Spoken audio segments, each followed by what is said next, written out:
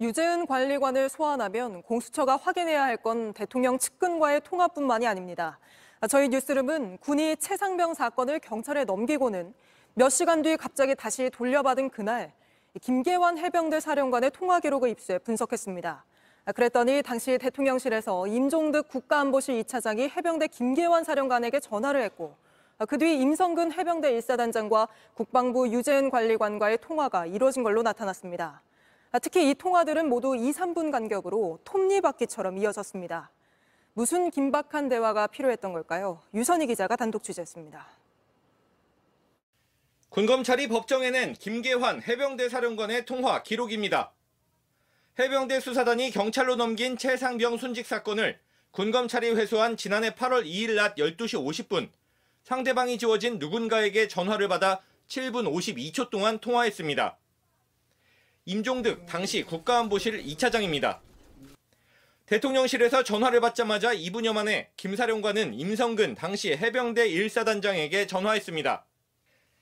바로 이 임 전 사단장을 혐의자 명단에서 빼라고 했다는 게 수사 외압 의혹의 핵심입니다. 김 사령관이 최상병 순직 사건 수사 결과를 이종섭 당시 국방부 장관에게 보고한 지난해 7월 30일 이후 임 전 사단장과 통화한 건 이때가 처음입니다. 당시까지는 임 전 사단장도 혐의자 명단에 들어있었기 때문에 사건이나 혐의에 대한 대화를 했는지 확인이 필요한 대목입니다. 그리고 다시 3분 만에 김 사령관은 유재은 국방부 법무관리관에게 전화했습니다. 이렇게 2, 3분 차이로 대통령실과 해병대, 국방부 사이에 숨가쁜 통화가 이어졌습니다. 이후 이시원 대통령실 공직기강 비서관이 국방부로 전화한 정황이 나왔는데 국방부는 해병대와 이날 적어도 4차례 통화했습니다. 그 중심에 있는 게 유 법무관리관이었습니다. 지난 총선에 출마해 당선된 임 전 차장에게 당시 통화 내용을 물었지만 수사가 진행되고 있으니 기다려보자고만 했습니다. 임 전 사단장은 질문의 취지는 이해하지만 군인 신분이라 답하기 어려운 상황이라고 답했습니다. JTBC 유선입니다. 윤석열 대통령과 이재명 민주당 대표의 영수회담을 위한 첫 실무 협의가 열렸는데 회담 날짜도 정하지 못한 채 40분 만에 끝났습니다. 민주당은 전 국민 25만 원 민생 지원금 등을 회담 의제로 올리자는 입장이지만 정부 여당은 부정적입니다. 강희연 기자입니다. 윤석열 대통령이 이재명 민주당 대표에게 영수회담을 제안한 지 나흘이 지났지만 회담 날짜조차 아직 정해지지 않았습니다. 홍철호 신임 대통령실 정무수석과 천준호 민주당 대표 비서실장 등 양측은 오늘 국회에서 첫 실무회동을 했습니다. 내 수준에서 답할 정도가 아닌데. 양측은 시급한 민생 문제를 해결할 정책과 중요한 국정 현안을 의제로 삼자고 논의했다고 밝혔습니다. 하지만 오후 1시 58분에 시작된 회동은 40여 분 만에 끝났고 구체적인 의제는 정하지 못했습니다.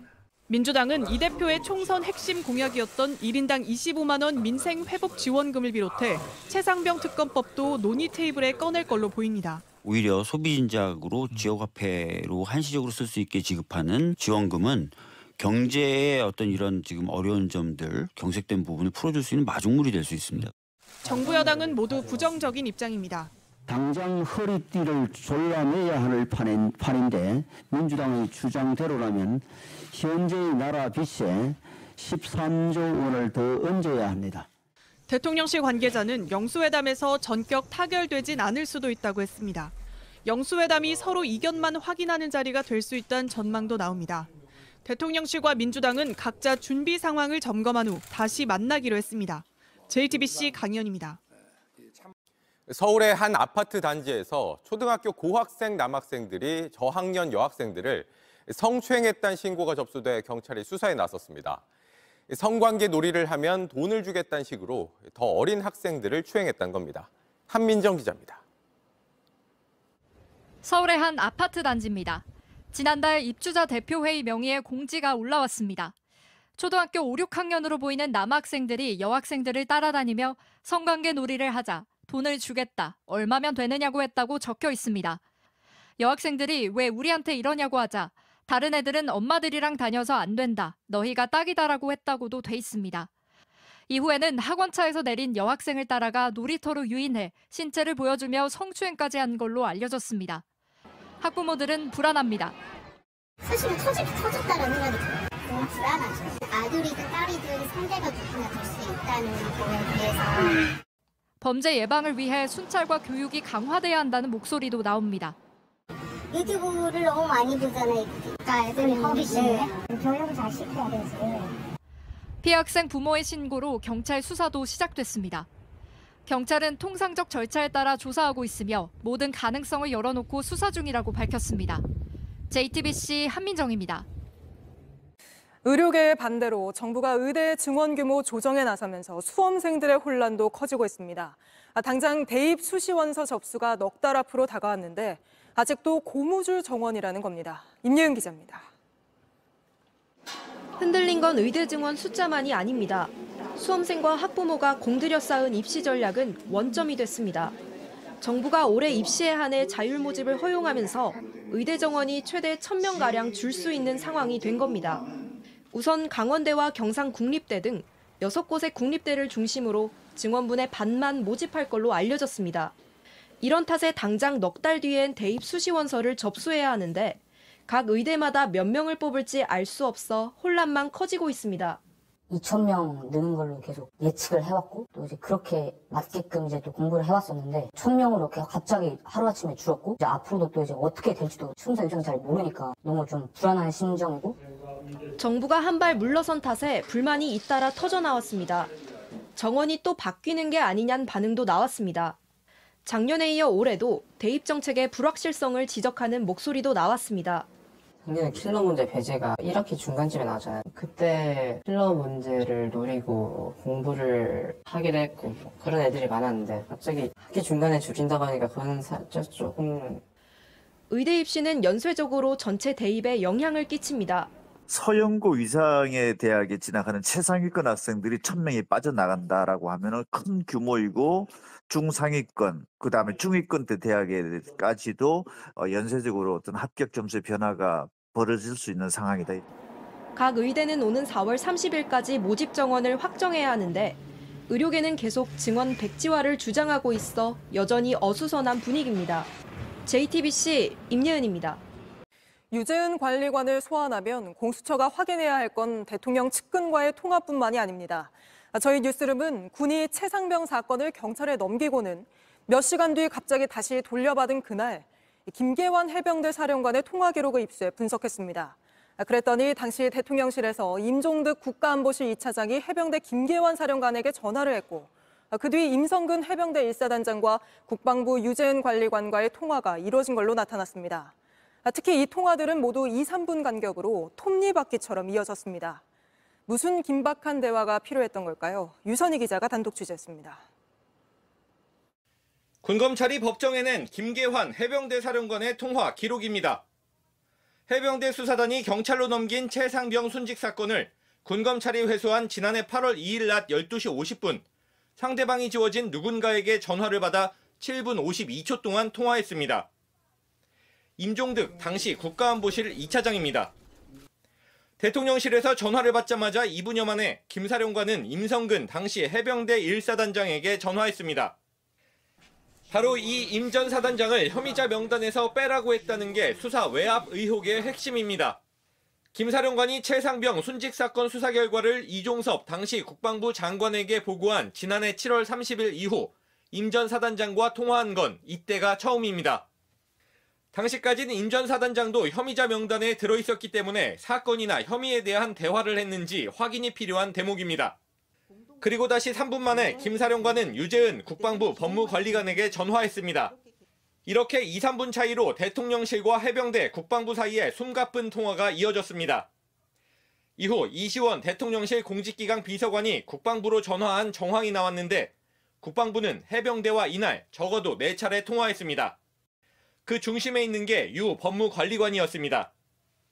지난 총선에 출마해 당선된 임 전 차장에게 당시 통화 내용을 물었지만 수사가 진행되고 있으니 기다려보자고만 했습니다. 임 전 사단장은 질문의 취지는 이해하지만 군인 신분이라 답하기 어려운 상황이라고 답했습니다. JTBC 유선입니다. 윤석열 대통령과 이재명 민주당 대표의 영수회담을 위한 첫 실무 협의가 열렸는데 회담 날짜도 정하지 못한 채 40분 만에 끝났습니다. 민주당은 전 국민 25만 원 민생 지원금 등을 회담 의제로 올리자는 입장이지만 정부 여당은 부정적입니다. 강희연 기자입니다. 윤석열 대통령이 이재명 민주당 대표에게 영수회담을 제안한 지 나흘이 지났지만 회담 날짜조차 아직 정해지지 않았습니다. 홍철호 신임 대통령실 정무수석과 천준호 민주당 대표 비서실장 등 양측은 오늘 국회에서 첫 실무회동을 했습니다. 내 수준에서 답할 정도가 아닌데. 양측은 시급한 민생 문제를 해결할 정책과 중요한 국정 현안을 의제로 삼자고 논의했다고 밝혔습니다. 하지만 오후 1시 58분에 시작된 회동은 40여 분 만에 끝났고 구체적인 의제는 정하지 못했습니다. 민주당은 이 대표의 총선 핵심 공약이었던 1인당 25만 원 민생 회복 지원금을 비롯해 최상병 특검법도 논의 테이블에 꺼낼 걸로 보입니다. 오히려 소비 진작으로 지역화폐로 한시적으로 쓸 수 있게 지급하는 지원금은 경제의 어떤 이런 지금 어려운 점들, 경색된 부분을 풀어줄 수 있는 마중물이 될 수 있습니다. 정부 여당은 모두 부정적인 입장입니다. 당장 허리띠를 졸라매야 할 판인데 민주당의 주장대로라면 현재의 나라 빚에 13조 원을 더 얹어야 합니다. 대통령실 관계자는 영수회담에서 전격 타결되진 않을 수도 있다고 했습니다.